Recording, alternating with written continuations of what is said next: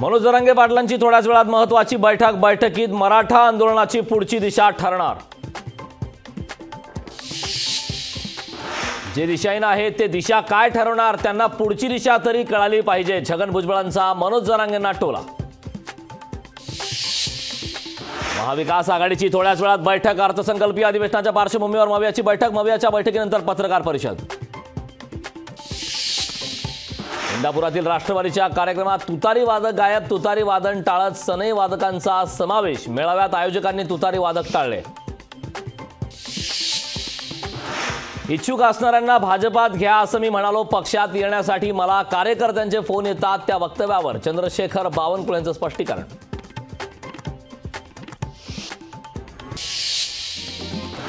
यवतमाळमध्ये पंतप्रधानांच्या कार्यक्रमासाठी बनवलेला मंडप कोसळला। अँगल कोसळून 4 जण जखमी। जखमींवर रुग्णालयात उपचार सुरू।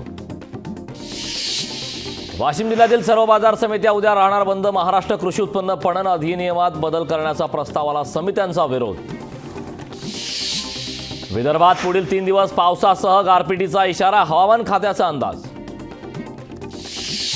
नाशिकमध्ये तापमानात अचानक घट। निफाडमध्ये पारा 5 अंश सेल्सिअस। लोकांनी पेटवल्या शेकोट्या। जायकवाडी धरणाच्या पाणीसाठ्यात झपाट्याने घट। धरणात 27.97% पाणीसाठा शिल्लक। बाष्पीभवनामुळे पाणीसाठ्यात झपाट्याने घट। सांगलीत यंदा सलग दुसऱ्यांदा कृष्णा नदीचं पात्र कोरडं। मनपानं उपाययोजना करावी, नागरिकांची मागणी। मुंबईकरांना 1 मार्च पासून करावा लागणार पाणी कपातीचा सामना। धरणांमधील पाणीसाठा कमी झाल्यानं 10% पाणी कपात केली जाण्याची शक्यता।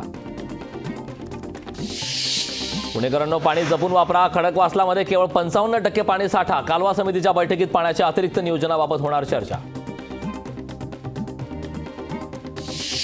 29 फेब्रुवारीपासून सायनच्या रेल्वे उड्डाणपुलाचं पाडकाम केलं जाणार। लाखो मुंबईकरांच्या वाट्याला हेलपाटा येणार।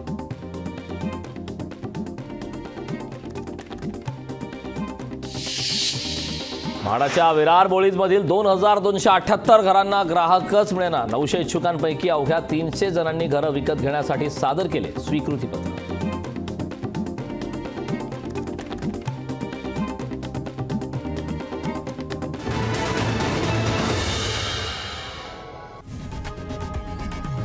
लोकशाही मराठी ऐका, पहा, जागरूक रहा।